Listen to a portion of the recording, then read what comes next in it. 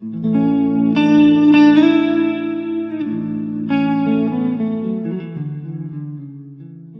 U.S. presidential election is one of the most captivating events in the world. Every 4 years, millions of Americans cast their votes, hoping to shape the future of their country. But what seems like a simple vote is part of a much more complex process, one that has evolved over centuries to become the system we know today.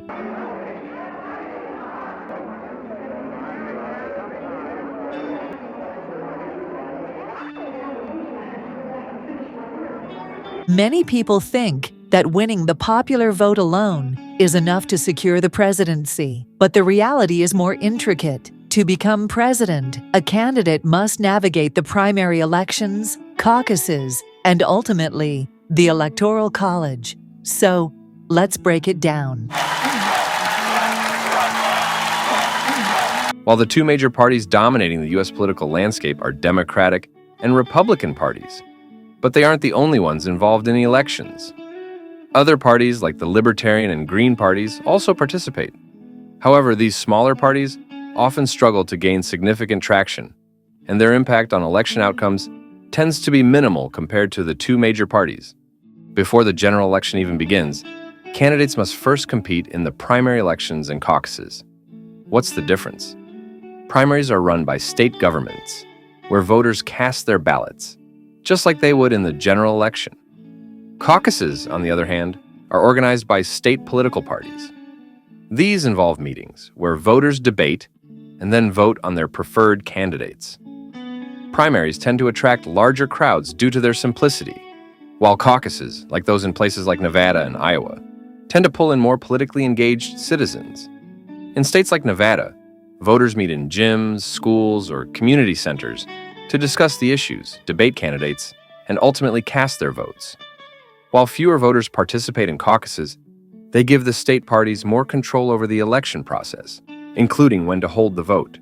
In the U.S. presidential primary system, who can vote depends on whether the state holds an open or closed primary. In states with open primaries, voters aren't restricted by party affiliation. This means registered party members and independent voters alike can participate and cast their ballots. However, in states with closed primaries, voting is more exclusive. Only those who are officially registered with a specific political party are allowed to vote for that party's nominee. This system reflects a critical difference in how states approach voter participation in determining each party's candidate. The results of the primaries and caucuses determine how many delegates each candidate secures for their party's national convention. These delegates formally vote on who will represent the party in the general election. For example, in 2024, Donald Trump dominated the primaries, securing enough delegates to win the Republican nomination.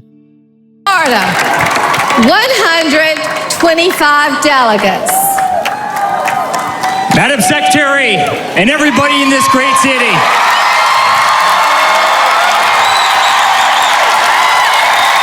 on behalf of our entire family and on behalf of the 125 delegates in the unbelievable state of Florida, we hereby nominate every single one of them for the greatest president that's ever lived, and that's Donald J. Trump, hereby declaring him the Republican nominee for President of the United States of America. If you haven't subscribed the channel, show us your love by subscribing to the History Hunt by simply clicking the subscribe button. Do press the bell icon to receive updates of our upcoming releases. Like or dislike the video, but do comment. Once the nominees are selected, the real battle for the White House begins. Candidates take to the campaign trail, visiting battleground states like Ohio, Wisconsin, and Pennsylvania. These states are critical because of their unpredictable voting patterns, and, hence, they are called the swing states. Trump and Harris both knew the importance of winning these key regions during their respective campaigns. Candidates flood the airwaves with campaign ads, take part in nationally televised debates, and rally their supporters. But as Election Day approaches, Voters are often left wondering, how much does their vote really count? Now, let's enter the Electoral College. Though many assume the candidate who wins the most votes nationwide becomes president, but that's not the case. It's not the popular vote that matters. It's the electoral vote. Each state has a set number of electoral votes based on its population. Florida, for instance, holds 30 electoral votes, while Ohio has 17. To win, a candidate needs to secure 270 or more of these electoral votes. In most states, the winner of the popular vote takes all the electoral votes. However, in Nebraska and Maine, electoral votes are split based on congressional districts.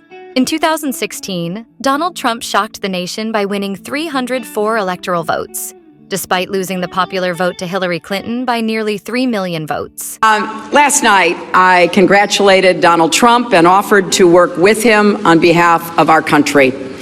I hope that he will be a successful president for all Americans.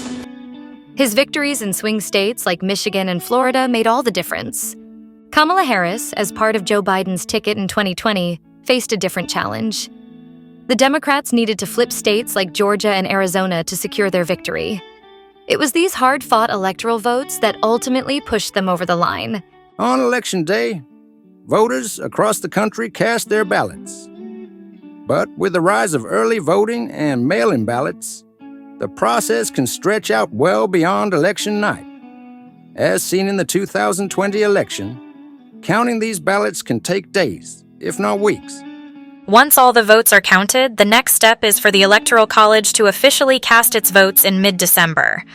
Congress then meets in January to certify the results. If one candidate reaches 270 electoral votes, the President of the Senate announces the new president. And finally, on January 20th, Inauguration Day, the President-elect is sworn into office. The journey from the primaries to the White House is complete. I, Donald John Trump, do solemnly swear. I, Donald John Trump, do solemnly swear. That I will faithfully execute. That I will faithfully execute. The office of President of the United States. The office of President of the United States. And will, to the best of my ability. And will, to the best of my ability. Preserve, protect, and defend. Preserve, protect, and defend the Constitution of the United States. The Constitution of the United States. So help me God. So help me God. Congratulations, Mr. President. The road to the presidency is long and complex, involving millions of voters, numerous debates, and the critical role of the Electoral College. While the system has its critics, some call for reforms or even the abolition of the Electoral College, it has been the cornerstone of U.S. democracy for centuries. As we look ahead to future elections, one thing is certain: every vote in every state plays a role in shaping the course of history. From Florida to Arizona, from the primaries to the White House, the American election process remains as dynamic and decisive as ever. The process may be complex, but it's also what makes democracy in America so unique. If you haven't subscribed the channel, show us your love by subscribing to the History Hunt by simply clicking the subscribe button. Do press the bell icon to receive updates of our upcoming releases. Like or dislike the video, but do comment.